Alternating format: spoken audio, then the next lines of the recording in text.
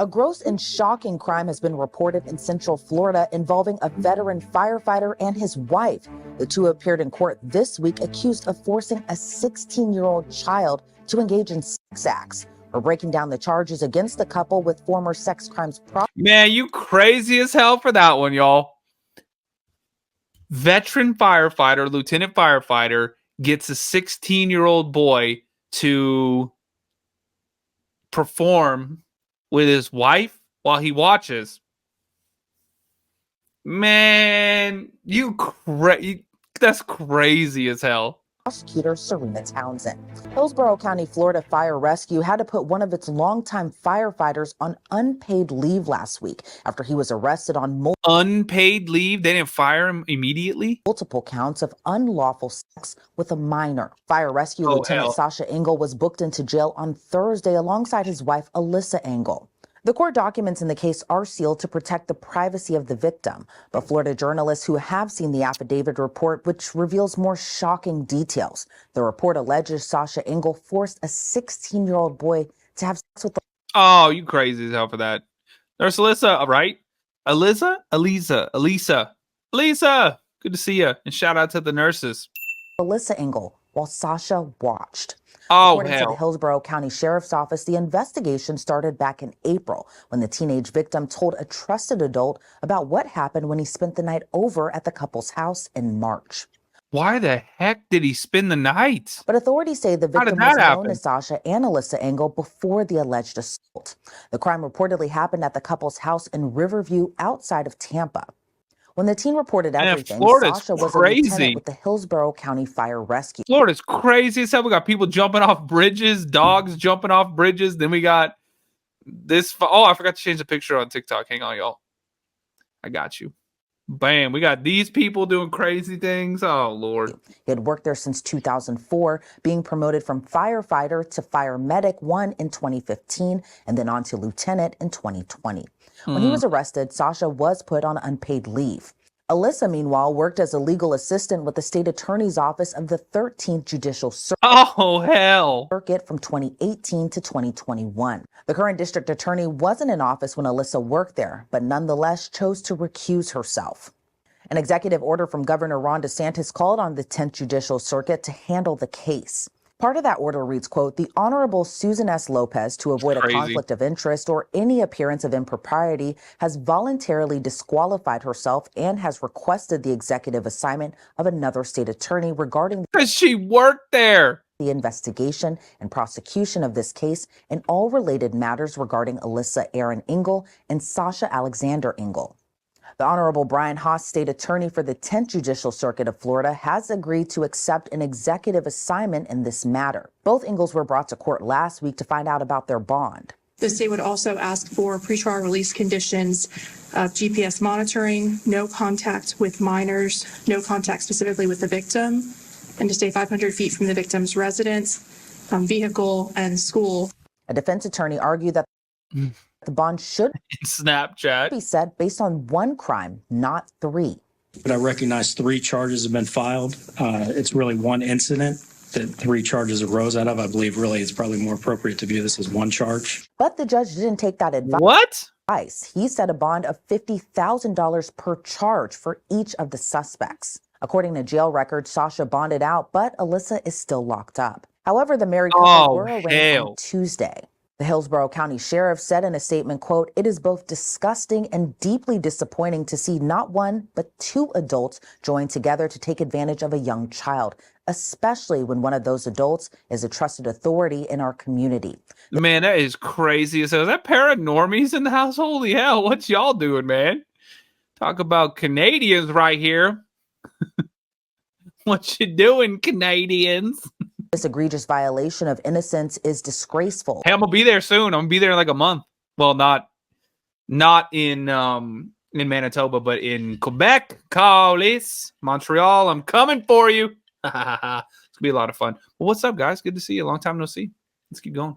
And goes against every value we stand for in this community.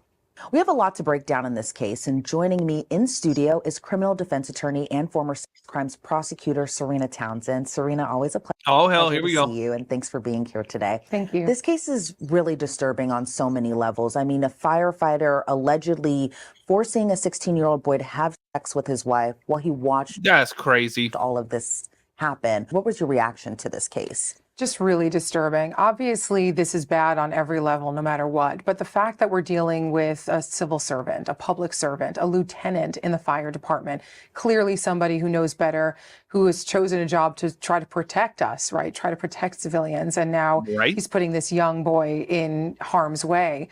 And the wife, who is a former state's attorney employee. I mean, just these are the people who should absolutely know better. They know the law and they know they're breaking it. And you've prosecuted sex crimes. And for me, when we hear about these stories, my mind always goes to the victim. This is just a 16-year-old boy who, by all accounts, is growing into themselves. They're probably going through puberty, and then they're taken advantage of by what could have been trusted adults. What is it like for the victims in these types of cases, and what goes through their minds? You know, it's very traumatizing. I think sometimes people feel like, oh, teenage boys, you know, they're immune to trauma on this kind of category, but it's not true at all.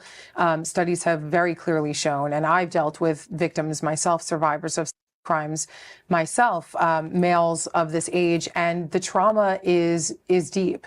They experience it just as much as any girl would. And it lasts. It's long lasting. People who are in trustworthy positions like firefighters, police officers, teachers, you know, you're raised to try to trust them and to think that they're there for you, to help you.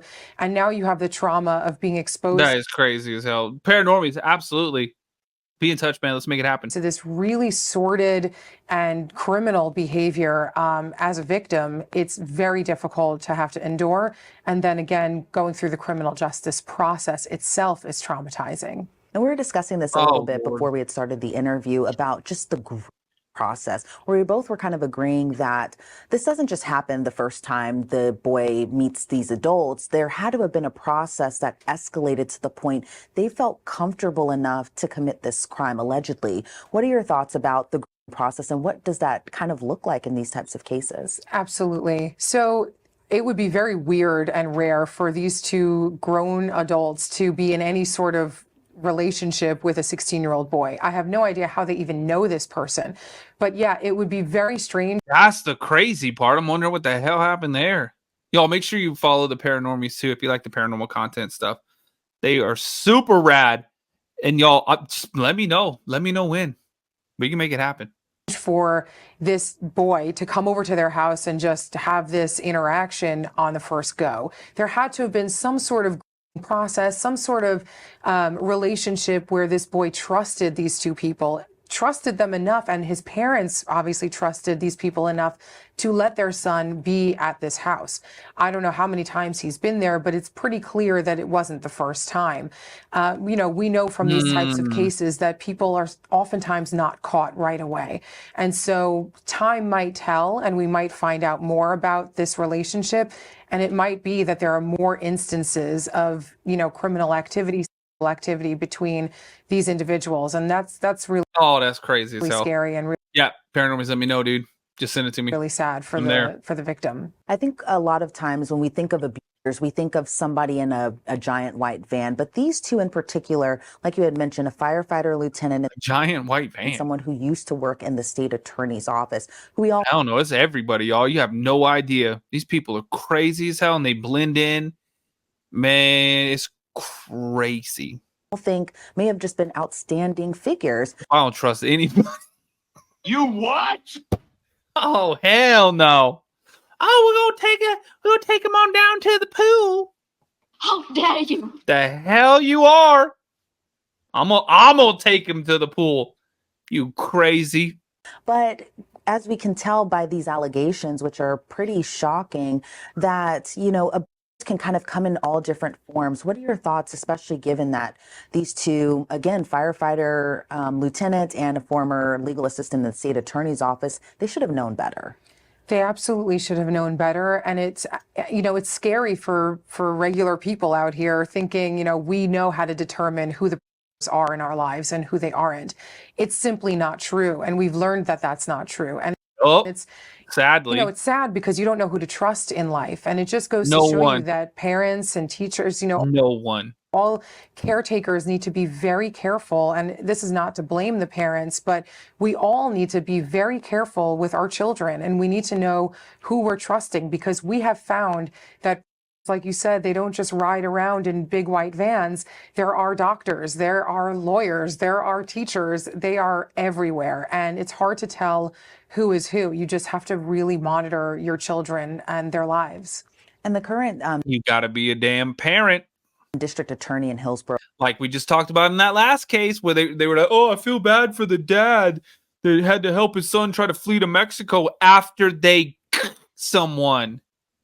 Man, you crazy as hell. County did have to recuse themselves from this case, despite even not working with Alyssa Engel at the time.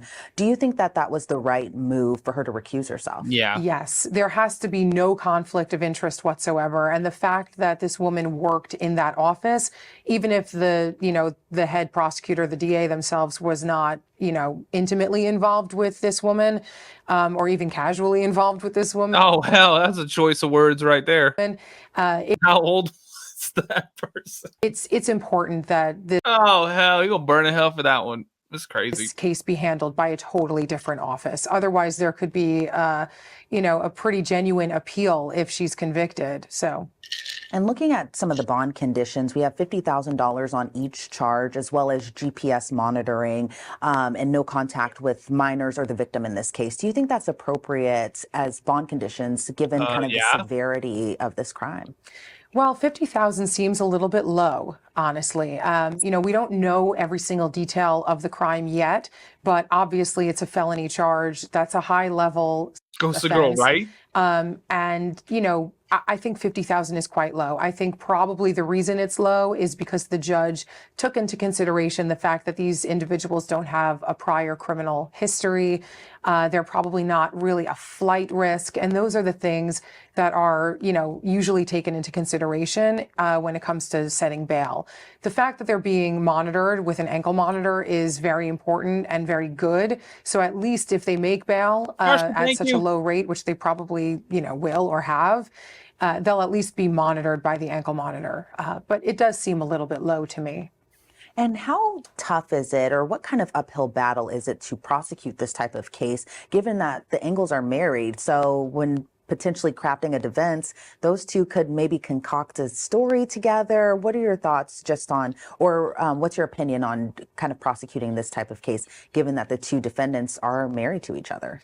Right. I mean, it'll actually be very interesting to see how that unfolds from both sides. So on the prosecution side, you're going to need the cooperation of the 16-year-old. Right now, it's very early and we don't know what kind of evidence exists. We don't know if there's hard evidence like text messages, phone calls, videos, maybe even DNA. We don't really know if that exists. And to the extent that it doesn't, the prosecution really needs to rely heavily on this 16-year-old's credibility and his testimony. So that's on the prosecution side. On the defense side, at least right now, it seems like they have the same lawyer, both defendants. I would be very surprised if it stays that way. I think, in order to represent both parties, they would really have to waive any sort of conflict. Both parties would have to. But it's kind of a dangerous position to take. I think they should probably each have their own attorney, because you never know as the case proceeds, one may want to try to point the finger at the other. One may be more culpable than the other. And so that'll be kind of interesting to watch as this case plays out.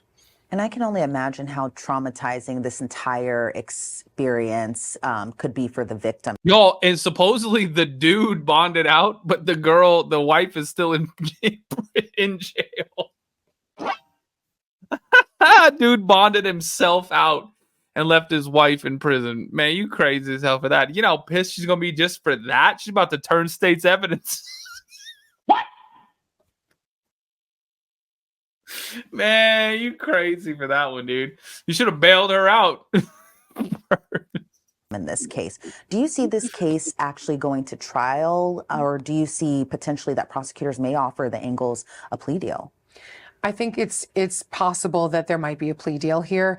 You know, a prosecutor always has to take into consideration the re-traumatization of their victim, right? So this 16-year-old boy has already Kelly, thank you. faced trauma in this experience, but going through the criminal justice process of having to go to court, having to go to a DA's office, being prepped, being asked tons of questions, and having to revisit the issue over and over again. And then, of course, at trial, having to sit in front of your abusers and point to them and testify about them. It's really a re-traumatizing event. And so prosecutors will always take that into account. The victim's willingness to move forward, the willingness to testify, and how much they have to rely on him in order to make their case. And so it's possible that in order to avoid all of that, they'll make an offer to both defendants to try to resolve the case outside of trial. And say the Engels are Oh, hell. convicted in this Rich case. Diamond, welcome in back. your opinion, what is Y'all, hit me with those bears real quick. Let's crush that bear goal. TikTok, hit the follow button if you're new here. Keep tapping the screen like crazy. Let's get 50,000 likes. Come over to YouTube if you want to watch the video. Search The Mystery Project. It's pinned on the screen. You can see these people. YouTube, hit the thumbs up button. We still don't have 100 likes. Oh, YouTube, I had another video for tonight, but we might not watch it. We don't even have 100 likes yet, y'all. And we've been live for an hour. Oh, no.